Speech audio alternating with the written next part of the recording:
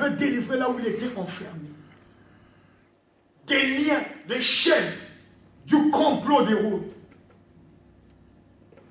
Dieu l'avait délivré de la main d'Hérode, de la main des Juifs. Bien-aimé dans le Seigneur, Dieu aussi, ce matin, il est capable de te délivrer. Amen. Il est capable de te sortir de l'endroit, le lieu où on t'a caché, on a bloqué ta vie. Parce que Dieu, il n'y a pas de barrière.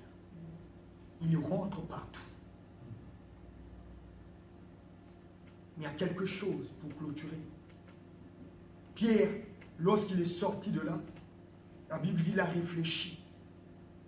Sûrement, il se disait que j'aille voir ma femme, j'aille voir mes enfants.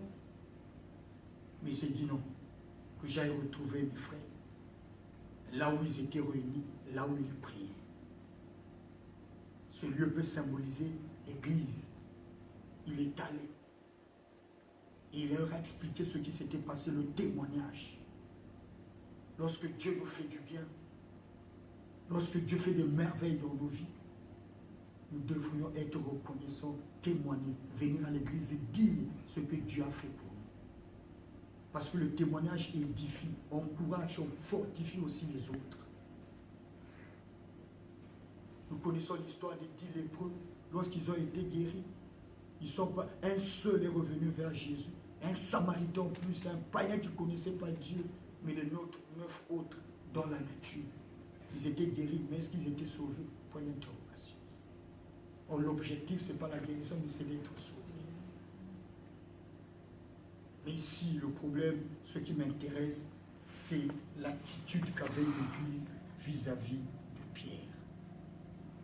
Et si nous sommes là ce matin, bien-aimés, c'est pour prier. Si nous avons tout quitté, tout abandonné, nous sommes privés de notre sommeil, c'est pour prier. Et nous prions un Dieu de la délivrance, un Dieu qui libère, un Dieu qui délivre. Quel que soit le lieu ou l'endroit, je répète encore, ta vie, ta destinée, tes finances, ton mariage a été bloqué, enterré. Dieu, il est capable de te sortir de là.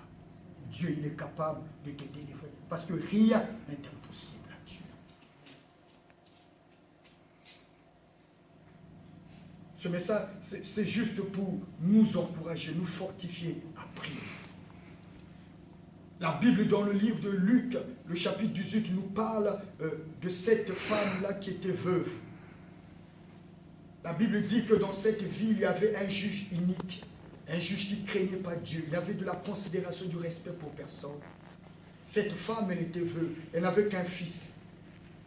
Assurément qu'elle avait été rejetée par sa belle famille, elle n'avait pas de soutien. Elle était toute seule. Mais bien aimée, elle était en conflit avec une partie adverse. Et il partait toutefois voir le juge qui ne craignait pas Dieu, qui n'avait pas de respect pour. La Bible dit, elle l'importunait pour qu'il puisse rendre justice.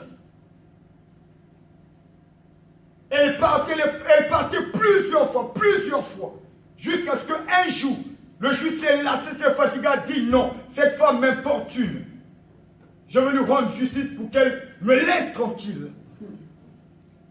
C'est l'attitude, bien-aimée, que Dieu veut que nous puissions avoir. L'attitude qu'avait la femme cananéenne, bien-aimée. Elle était païenne. Sa fille était possédée par un esprit impur qui tourmentait sa fille. Elle avait assurément entendu parler de Jésus. Jésus passait. Elle suivait Jésus. Jésus, fils de David, sauve-moi et pitié de moi. Jésus ne s'occupait pas d'elle. Les disciples ont même dit, mais si tu ne peux pas, mais demande-la de repas de laisser tranquille parce qu'elle crie derrière nous. Jésus a dit, je suis venu que pour les brebis égarées de la maison d'Israël. Mais cette femme a continué à insister. Jésus lui a dit, non, il n'est pas bon de donner le pain des petits-enfants, le pain des enfants aux chiens. Cette femme a dit à Jésus, mais même les petits chiens mangent les miettes qui tombent sur la table de leur maître. Jésus a dit à cette femme, ta foi est grande, qu'il te soit fait comme tu le veux. Et la fille de cette femme avait été délivrée. Parce qu'elle avait importuné Jésus, parce qu'elle avait insisté, parce qu'elle avait persévéré. C'est l'attitude ce matin que Dieu veut que nous puissions avoir. L'attitude qu'avait eue l'Église pour Pierre, la prière. Tu vas te mettre debout, nous allons.